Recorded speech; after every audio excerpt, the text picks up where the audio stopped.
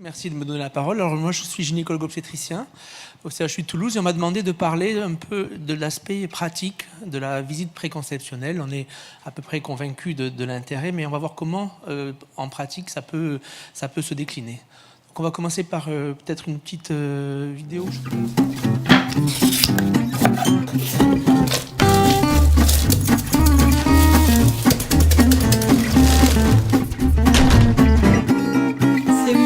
Salut ma chérie, ça va? Enlève tes affaires, installe-toi, je m'occupe de tout.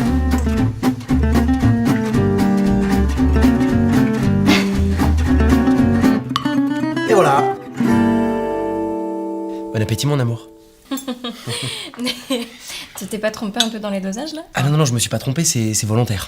Et parce que pour avoir un garçon, il faut manger salé. Allez, bon appétit. Mais non, mais ça va pas. Quoi? C'est trop là. Je sais Non, pas, d'accord, goûte. c'est mignon, mais non. Non mais fais un effort, goûte, on voit. Je peux pas goûter ça. Envie d'un bébé? Et si vous commenciez par en discuter avec un professionnel de santé? Merci au Grand Forum pour cette vidéo. Donc, on est vraiment dans le sujet, à la fois dans l'approche préconceptionnelle, dans la nutrition. Et puis, on voit qu'il y a du boulot, puisqu'il va falloir s'attaquer, justement. On voit qu'il y a un questionnement des parents. On voit qu'il y a du travail pour essayer de lutter contre les fausses représentations. Donc en fait, on est tous convaincus ici que la grossesse, ça se prépare et que la prise en charge du futur enfant va s'anticiper même avant la conception. Donc dans un concept de programmation précoce. Et puis finalement, on pourrait améliorer grandement le pronostic des grossesses si on pouvait à la fois détecter et modifier les comportements à risque, définir certains risques, notamment infectieux, toxiques, métaboliques, et puis repérer les situations qui imposent une prise en charge précoce spécifique. Donc l'accompagnement préconceptionnel, et c'est un peu le thème de notre exposé aujourd'hui, c'est déjà la première étape clé du projet d'enfant. Alors la consultation, la période préconceptionnelle, on sait tous que c'est un terreau assez fertile pour faire passer des messages. Tous ici, professionnels de la périnatalité, on est convaincus du bien fondé de cette démarche. On connaît à peu près le contenu de ce qu'il faut dire, quoique on va vérifier. Et puis, pourtant, ça ne marche pas. Il y a moins de 10% des femmes qui font cette démarche de venir consulter un professionnel de santé avant. Quand elles viennent, en tout cas, le père est absent. Puis l'acide folique, on est les plus mauvais de toute l'Europe en termes de supplémentation prénatale en acide folique. Donc, pourquoi ça ne marche pas? Et voilà, c'était un petit peu le thème de mon topo. Donc, j'ai séparé en 3 parties. Premièrement, on va essayer de rappeler, mais de manière très brève, quels sont les grands messages clés à faire passer au cours de la consultation préconceptionnelle. Deuxièmement, essayer de voir quel est le questionnement des patients, quel est le point de vue, les attentes du couple, pour essayer de comprendre un peu pourquoi ça ne marche pas, et puis éventuellement, et après terminer sur finalement des pistes pour essayer d'adapter notre message et comment faire pour améliorer en pratique la diffusion de nos messages de prévention. Alors on attaque sur la consultation préconceptionnelle. Alors ça va être très bref parce qu'en 15 minutes, on n'a pas le temps de tout détailler, mais finalement, les objectifs opérationnels de cette consultation, ça va être d'abord de faire un bilan de santé. Donc là, on n'est pas dans le maternel. Bon, ça reste on est gynécologue avant tout. Ensuite, c'était préparer les futurs parents au projet d'enfant en développant des actions de prévention primaire. Et là, on est pile dans le sujet. Et puis aussi, évaluer le niveau de risque de la grossesse à venir parce qu'on est de plus en plus confronté à des grossesses à risque. Et du coup, là, c'est un impératif un petit peu plus pratique pour l'obstétricien. En fait, c'est une opportunité d'améliorer l'état de santé des mères et des enfants en essayant d'anticiper les risques. Alors, chose importante, là je suis gynécologue, mais tout le monde participe à cette approche préconceptionnelle. Tous les professionnels de la périnatalité peuvent contribuer à cet accompagnement, médecins, sages-femmes, nutritionnistes, psychothérapeutes, je passe. Alors l'examen, bon, ça va être, je ne vais pas détailler tout ça, rassurez-vous, on ne va pas faire un cours comme on fait dans les écoles, mais voilà, l'idée c'est, en dehors de l'examen médical général et gynécologique, c'est de repérer et de corriger les comportements à risque, les situations de vulnérabilité, les traitements médicamenteux avec la plaie de l'automédication, la prévention des risques infectieux, la prévention des troubles métaboliques, et puis la supplémentation en folate, qui, comme je vous dis, était vraiment, on est vraiment très mauvais dans ce domaine-là.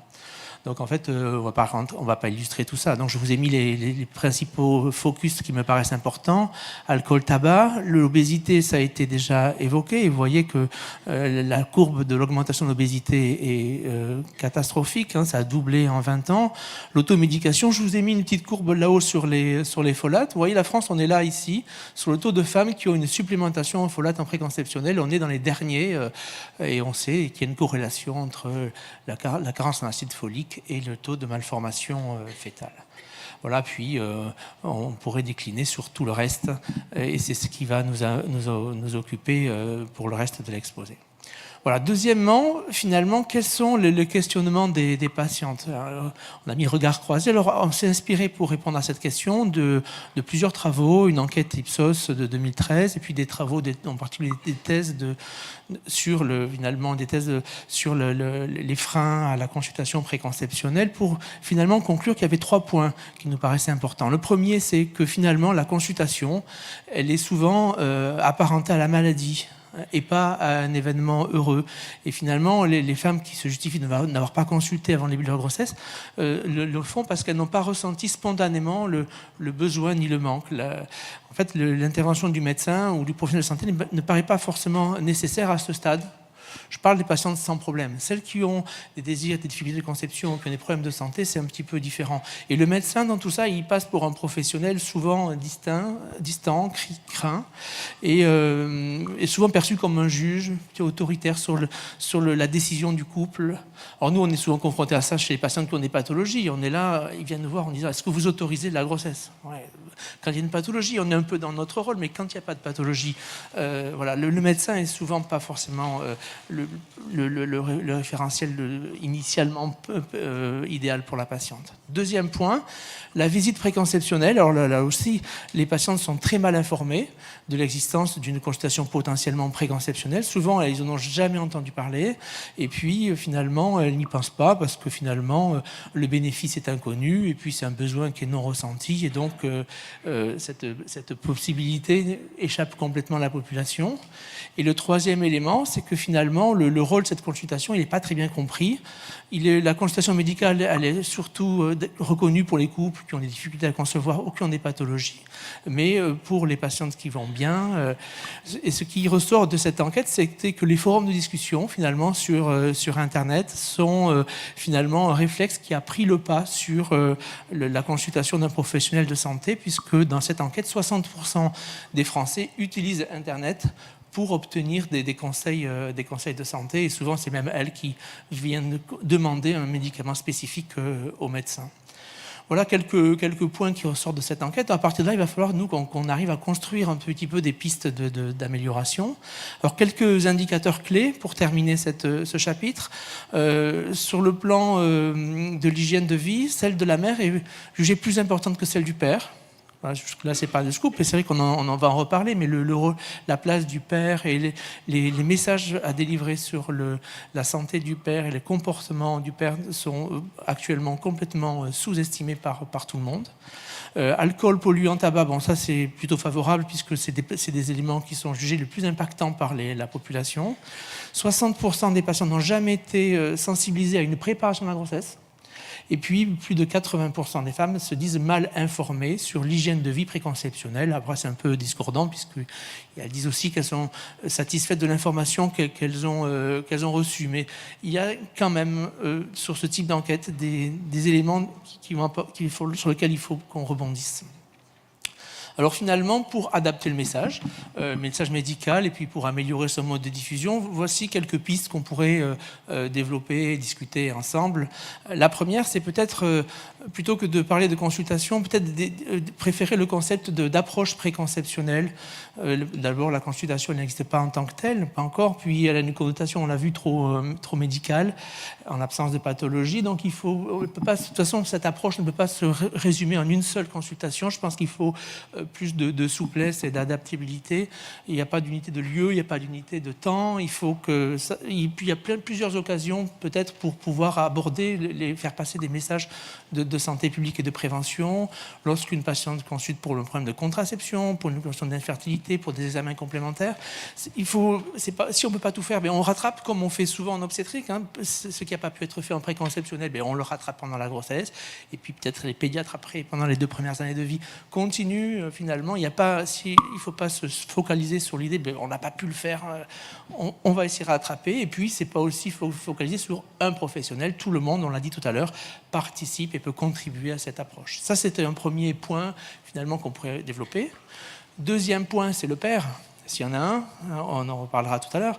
Le père, donc on a vu dans les topos introductifs que finalement les toxiques, le tabac, le mode de vie vont affecter également, par le biais de l'épigénétique, finalement l'état de santé indirectement de l'enfant. On parle aussi des cancers alimentaires. Il y a quelques études expérimentales qui montrent que si le père a un taux d'acide folique trop faible, ça va pouvoir avoir un retentissement sur les gamètes, etc. Pour l'instant, dans l'espèce humaine, c'est pas très très bien démontré. On ne peut pas ne pas parler de l'évaluation nutritionnelle précoce et de l'amélioration de l'hygiène de vie. On a vu que c'était un des éléments pour lesquels les patientes disent qu'elles sont peu informées, et c'est le thème de l'après-midi. Hein. Donc, il y a le risque environnemental, on ne peut pas trop le modifier, mais le risque entre guillemets choisi peut l'être, l'activité physique, le stress, l'alimentation, les toxiques, l'automédication. Il y a autant d'éléments sur lesquels on peut agir. Enfin, une chose importante, c'est peut-être qu'il faut aussi adapter nos schémas de communication aux mentalités des nouvelles générations pour essayer d'améliorer l'accompagnement. Peut-être adapter, de toute façon, ça c'est valable en médecine, qu'il faut s'adapter, évidemment, il y a un temps d'écoute, il faut adapter le discours au couple qu'on a en face. Et il y a peut-être d'autres canaux de diffusion de l'information qu'il faut privilégier. On a vu que le site internet, les réseaux sociaux, on a montré tout à l'heure une vidéo, nous on a proposé tout un tas de petites vidéos sur le tabac, l'activité physique des femmes enceintes qui sont disponibles sur YouTube et qui sont assez visualisées. Et puis, ce qui est difficile aussi, c'est qu'on a une demande croissante d'un public qui est de plus en plus informé, parfois mal d'ailleurs. Bon, l'exemple de la vidéo du sel, c'était ironique, hein, mais notre rôle, ça va être aussi d'aider les couples à trier les informations qu'elles ont visualisées sur Internet. Et c'est vrai que souvent, on commence la consultation en leur demandant qu'est-ce que vous avez vu sur Internet, comment on peut corriger ces messages-là. Ça marche toujours mieux que des messages unidirectionnels. Et j'ai mis une petite parenthèse parce que nous, en tant qu'enseignants, on est souvent confrontés à ces problèmes-là aussi à la fac. Les cours magistraux, maintenant, quand on fait des cours magistraux, les étudiants ne viennent plus. Et les messages qu'on a des doyens, c'est d'essayer de dire, bon, ils vont sur Internet, il faut qu'ils fassent de l'enseignement en ligne, et puis l'enseignant, finalement, il doit être là pour arriver à les aider à faire le tri, qu'est-ce qui est bien, qu'est-ce qui n'est pas bien, les orienter un petit peu dans la recherche. Et on a un peu un parallélisme sur cette approche-là, enfin, à mon avis. Et le dernier point, c'est de rester vigilant en tant que médecin sur l'évolution du profil médical des femmes enceintes. Depuis plusieurs années, on sait que les profils changent. L'âge maternel n'arrête pas d'augmenter. L'obésité, on en a parlé. La précarisation de la population. De plus en plus de pathologies associées autorisant la grossesse. Avant, sur un diabète compliqué, on leur disait ben non, il ne faut pas être enceinte. Mais maintenant, on dit toujours oui. Enfin, presque. Donc on a de plus en plus de patientes qui ont des problèmes médicaux. Bon, on sort un peu du cadre de la journée, mais la définition d'un niveau de risque de la grossesse et d'avoir une stratégie préconceptionnelle spécifique vraiment à mettre en place dans ces cas particuliers ne doit pas être éliminée. Donc voilà un petit peu les différents messages que je voulais développer. Donc pour conclure, 3 points. Le premier, c'est qu'il faut, en voyant ce constat des générations actuelles, il faut peut-être faire que nous-mêmes on évolue dans nos mentalités. Il faut adapter notre vocabulaire, et puis il faut s'adapter à une ambiguïté des jeunes générations, finalement un besoin non ressenti, mais beaucoup de questionnements partagés sur Internet, sur le projet d'enfant. Deuxième, et puis peut-être que dans ce contexte actuel, les forums de discussion, les discussions avec les pairs sont devenus vraiment les réceptacles des vraies préoccupations. Donc il faut peut-être aller nous creuser un peu dans ces forums pour voir un peu ce qui s'y dit, pour essayer de voir les préoccupations Premier point. Deuxième point, il faut connaître les éléments clés de la conception préconceptionnelle. Quels sont les messages à faire passer? On les connaît tous, mais bon, voilà, en particulier l'acide folique, lait, etc. Je ne reviendrai pas. C'est utile pour tout le monde et c'est essentiel pour les patientes avec antécédents. Et puis le dernier point, finalement, c'est qu'il faut s'adapter à l'évolution du profil des patientes qu'on a à faire pour adapter un accompagnement spécifique. Alors, sans vouloir trop stigmatiser, mais on a les couples nouvelle génération, connectés, hyper informés, qui rejettent plus ou moins l'image du médecin. On a les populations précaires, on a des pathologies préexistantes, et puis on a une autre catégorie de patientes qui ont recours à des assistances médicales à procréation à l'étranger, avec des grossesses de plus en plus tardives, souvent dans des couples homoparentaux ou sans couple du tout, qui font penser finalement qu'on risque d'avoir des difficultés après pour aborder et pour appréhender tous les problèmes de parentalité qui vont être développés dans l'exposé suivant. Merci.